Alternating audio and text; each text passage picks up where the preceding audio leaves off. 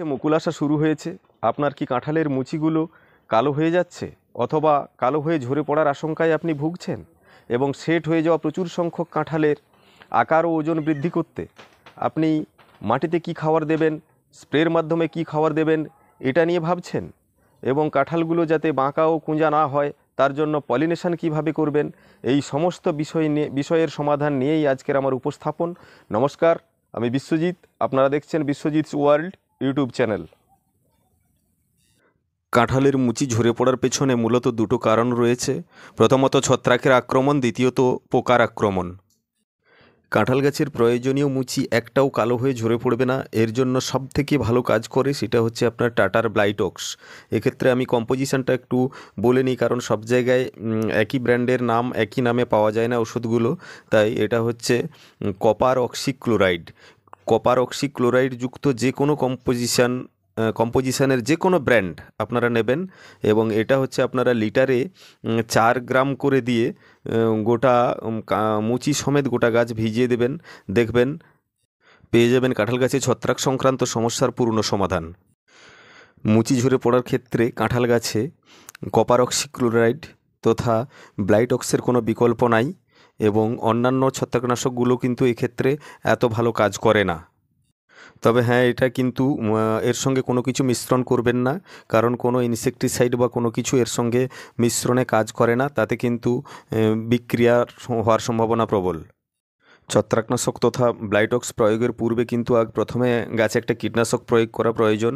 সেক্ষেত্রে যেহেতু মুকুল বলি আর মুচি বলি এগুলো তো নরম অবস্থায় আছে, সেক্ষেত্রে কিন্তু কড়া কোনো ইনসেকটিসাইড ইউজ করা ঠিক নয়। তার জন্য হচ্ছে খুব ভালো কাজ করে এখানে আপনারা নেবেন ইমিডাক্লোপ্রিড লিটারে 1 ml হারে, অথবা আপনারা নিয়ে নিন সাইপারমেথ্রিন আর প্রফিনোফোসের মিশ্রণ প্রফিক্স সুপার, এটার লিটারে 1 ml হারে। প্রথম দিন স্প্রে করে দিলেন, তার 24 ঘন্টা পর আপনারা লিটারে 4 গ্রাম হারে ব্লাইটক্স স্প্রে করে দেবেন। দেখবেন যে এই সমস্যা সংক্রান্ত সমস্যা আর থাকছে না। তবে হ্যাঁ, একটা কথা বলি, যেটা হচ্ছে যে মুচি কি আর আপনার কালো হয়ে ঝরে পড়বে না, এটা কিন্তু বলে রাখা প্রয়োজন যে পুরুষ কাঁঠালের মুচিগুলো কিন্তু আপনার ঝরে পড়বে। এটা প্রাকৃতিক নিয়ম, আপনি রুখতে পারবেন না। এবারে আমাদের লক্ষ্য থাকবে যে যাতে মেয়ে কাঁঠালগুলো যেগুলো থেকে কাঁঠাল বড় হয় তাতে সেই মুচিগুলো যাতে আমাদের ঝরে না যায়। আর যখন পুরুষ কাঁঠালগুলো ওই ঝরার আগে কালো হয়ে যায় তখন মানে ছত্রাকের আক্রমণ ঘটে, তখন কিন্তু ওখান থেকে পচনের রস এবং ভাইরাস ছড়িয়ে অন্যান্য আমাদের যে মেয়ে কাঁঠালগুলোকে যাতে আবার না নষ্ট করে ফেলতে পারে, তার জন্য সুরক্ষা প্রদানের জন্য আমাদের কিন্তু এই ব্লাইটক্সের ব্যবহার। এবং এইভাবে আমরা শুধু প্রোটেকশান যদি দিয়ে যাই কিন্তু আপনারা অজস্র কাঁঠাল ধরাতে পারবেন। এই ইনসেকটিসাইড এবং ফাঙ্গিসাইড আমাদের কিন্তু রোটেশান আকারে 15 দিন অন্তর স্প্রে করে যেতে হবে, কারণ কাঁঠালের প্রথমে আসে মুচিগুলোতে প্রথম আসে আপনার পুরুষ ফুল এবং তারপরে কিন্তু আসে ওটা হচ্ছে আপনার মেয়ে কাঁঠালের আবির্ভাব হয়। তো সেক্ষেত্রে একটা দীর্ঘমেয়াদী প্রসেস, তার জন্য 15 দিন অন্তর একবার কীটনাশক আর একবার ছত্রাকনাশক স্প্রে করে যাওয়া বাঞ্ছনীয়। আর গাছে মুকুল বেরোনোর সময় কিন্তু মাটিতে হোক আর স্প্রের মাধ্যমেই হোক কোনো খাবার দেওয়া ঠিক নয় এবং কোনো প্ল্যান্ট গ্রোথ রেগুলেটর এখানে ইউজ করা উচিত নয়। এমনিতেই আপনার অজস্র মুকুল বেরোতে থাকবে, আপনি শুধু সুরক্ষা দিয়ে যান। কারণ প্ল্যান্ট গ্রোথ রেগুলেটরের ক্ষেত্রে দেখেছি যে যেগুলো বয়স্ক গাছ সেগুলো নিতে পারে, অপেক্ষাকৃত কম এজের গাছগুলো কিন্তু এর ফলে মানে আপনার মুকুলের পরিবর্তে শাখা বের করে ফেলে। তাহলে প্ল্যান্ট গ্রোথ রেগুলেটর কিন্তু পরে ইউজ করা যাবে, এই সময় না ইউজ করাই বাঞ্ছনীয়। আর গাছে খাবার আপনি তখনই দেবেন যখন দেখবেন যে আপনার অধিকাংশ কাঁঠালগুলো সেট হয়ে গেছে। এবার সেক্ষেত্রে খাবার দেওয়ার সময় একটা জিনিস আমাদের মনে রাখা আবশ্যিক যে যখন গাছে ফল থাকে তখন কিন্তু নাইট্রোজেনের পরিমাণটা কমিয়ে দেওয়া প্রয়োজন। এর জন্য আমরা প্রথমে কি করব, এবং স্প্রের মাধ্যমে আমরা কিন্তু গাছে খাওয়ার দেব। তার ফলে কিন্তু আমরা রেজাল্টটা ডাবল পাবো। মাটিতে খাবার দেওয়ার জন্য আপনি জৈব সার যতটা বেশি পরিমাণে দিতে পারেন ততই উপকার। এর নিম্নে আপনি অন্তত এক বড় গাছের জন্য 1 কিলো সরিষার খোল দিন আর 2 কিলো আপনার পুরনো গোবর সার থাকলে দিন, অথবা আরও বেশি আপনি যতটা দিতে পারেন জৈব সার। রাসায়নিক সারের ক্ষেত্রে খাদ্যের সঙ্গে অনুখাদ্যটাকে একটু মিশিয়ে নিতে হবে। সেটা হচ্ছে কি গাছে ফল থাকার সময় খুব ভালো কাজ করে নাইট্রোজেন কম থাকার জন্য। এটা হচ্ছে আপনার 10-26-26। এবারে পূর্ণবয়স্ক গাছের জন্য আপনারা নেবেন 1 কিলো 10-26-26। এর সঙ্গে দিন 100 গ্রাম জিনকাম সি অনুখাদ্য হিসাবে, এবং 100 গ্রাম বোরন, এবং 100 গ্রাম ম্যাগনেসিয়াম সালফেট, যেটাকে আমরা এপসাম সল্ট বলি।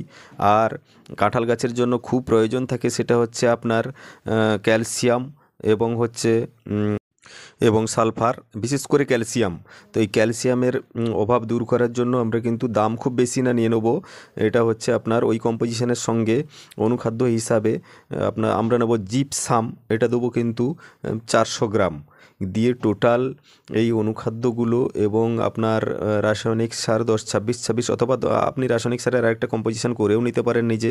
সেখানে আপনারা নাইট্রোজেন নিয়ে নেবেন 220 গ্রাম, আর সুপার ফসফেট নিয়ে নেবেন 1 কিলো 600 গ্রাম, আর আপনার পটাশ নিয়ে নিলেন 450 গ্রাম দিয়ে কিন্তু এর সঙ্গে আপনারা বাদবাকি জৈব সার আর অনুখাদ্য সবগুলো যে কোনো একটা অপশানে যাবেন। দুটো রাসায়নিক কম্পোজিশন হয় 10-26-26, না হলে এই কম্পোজিশানে দিয়ে জৈব সার আর রাসায়নিক সার আর হচ্ছে আপনার অনুখাদ্য একসঙ্গে পাঞ্চ করে গাছ থেকে কমসে কম 2.5 ফুট দূরে একটু খুঁড়ে যেভাবে আমরা খাবার দিই খাবারগুলো দিয়ে তারপরে হচ্ছে ওখানে মাটি দিয়ে জল দিয়ে দেবেন।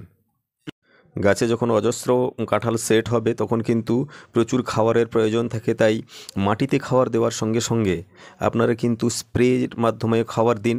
তাতে হচ্ছে আমি দুটো বলবো, রোটেশন আকারে আপনার প্রয়োগ করবেন, দেখবেন রেজাল্টটা কিন্তু দারুণ হচ্ছে। আপনারা নেবেন 0-52-34। এটা হচ্ছে আপনার মনো পটাশিয়াম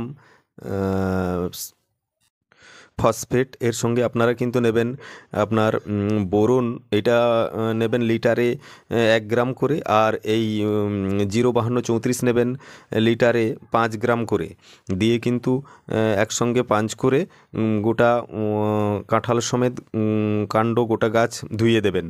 আর দ্বিতীয়ত আমি বলবো যে আপনারা নিন 0-0-50, এটা হচ্ছে মনো পটাশিয়াম সালফেট, অর্থাৎ 0-0-50 মনো পটাশিয়াম সালফেট। দুটোতে দেখুন প্রথমটাতে কোনো নাইট্রোজেন নাই, আছে আপনার সুপার ফসফেট আর হচ্ছে আপনার পটাশের মিশ্রণ। দ্বিতীয়টাতে নাইট্রোজেন নেই, সুপার ফসফেট নেই, আপনার হচ্ছে শুধু পটাশ। তো সেক্ষেত্রে আপনারা এইটা অন্তত 15 দিন অন্তর করে গ্যাপে একবার করে স্প্রে করুন লিটারে 5 গ্রাম হারে। আর ডোজগুলো বিভিন্ন প্যাকেট অনুযায়ী বিভিন্ন রকম থাকে, এটা আপনারা দেখে নেবেন। এবার আপনারা সেটা দাম তো খুবই কম, 15 দিন অন্তর না করে 1 মাসে আমি যেটা করণীয় সেটা বললাম, আপনারা যেমনভাবে পারেন এটা ইউজ করে দেখবেন, কিন্তু দারুণ একটা রেজাল্ট পাবেন। কাঁঠাল গাছে ভালো মুচি আনতে হলে, ভালো ফল পেতে হলে, যখন আপনার এই ইয়ারে কাঁঠাল শেষ হয়ে যাবে ঠিক সেই সময়ই কিন্তু আপনাদের গাছে আপনার খাবার দেওয়া আবশ্যিক। এবং ওই সময়ে কি করবেন না, এই উল্টোটাতে যাব, যেহেতু ওই সময় গাছে ফল থাকবে না, তখন আমরা নাইট্রোজেনের পরিমাণটা বাড়িয়ে নেব। নাইট্রোজেন বেশি রেখে সুপার থাকবে, পটাশ কম রেখে ওই সময় একটা রাসায়নিক এবং জৈব সারের মিশ্রণ দিয়ে নেবেন। তার ফলে দেখবেন যে নেক্সট ইয়ারে ফল আসার প্রস্তুতি। কাঁঠালের পলিনেশন কিন্তু বায়ুবাহিত, অর্থাৎ বাতাসের দ্বারাই পলিনেশন হয়ে যায়, এবং চাইলেই আপনি পলিনেশন করে নিতে পারেন। তাতে কিন্তু কাঁঠালগুলো পরিপুষ্ট হয়, বাঁকা খঞ্জ হয় না। সেটা হচ্ছে আপনার এইরকমই, যেটা হচ্ছে ধরুন একটা আপনারা পুরুষ কাঁঠালের যখন মুচিগুলো আমাদের ঝরে পড়ে, ওই মুচিগুলোতে যখন রেণু থাকে ঝরে পড়ার আগে দেখবেন সাদা সাদা রেণু এসছে, তখন ওইটা কেটে নেবেন, নিয়ে মেয়ে কাঁঠালের মুচির উপরে জাস্ট আলতো করে একবার বুলিয়ে নেবেন হালকা, দিয়ে দেখবেন যে পলিনেশন কমপ্লিট। তখন কাঁঠালগুলো কিন্তু বড় হতে, পরিপুষ্ট হতে, গোলাকার হতে সাহায্য করে। কিন্তু এই সময় একটা জিনিস লক্ষণীয়, যে গাছে যেহেতু পরপর বেরোতে থাকে আমাদের মুচিগুলো ছোট ছোট করে আকারে, সেক্ষেত্রে কাঁঠাল গাছে ওঠার ক্ষেত্রে সাবধানতা অবলম্বন করা প্রয়োজন। দরকার হলে পলিনেশন না করলেও কোনো অসুবিধা নেই, পারলে করে নেবেন, রেজাল্ট ভালো অবশ্যই। এইভাবে পরিচর্যা করুন, গাছে প্রচুর সংখ্যক কাঁঠালও পাবেন, এবং কাঁঠালের আকারগুলো যথাযথ সাইজ বড় এবং আকৃতিও বড় পাবেন। এইভাবে প্রচুর সংখ্যক কাঁঠাল আপনারা উৎপাদন করুন। পাশে থাকুন, লাইক, শেয়ার, কমেন্ট এবং সাবস্ক্রাইব করুন বিশ্বজিৎস ওয়ার্ল্ড ইউটিউব চ্যানেল।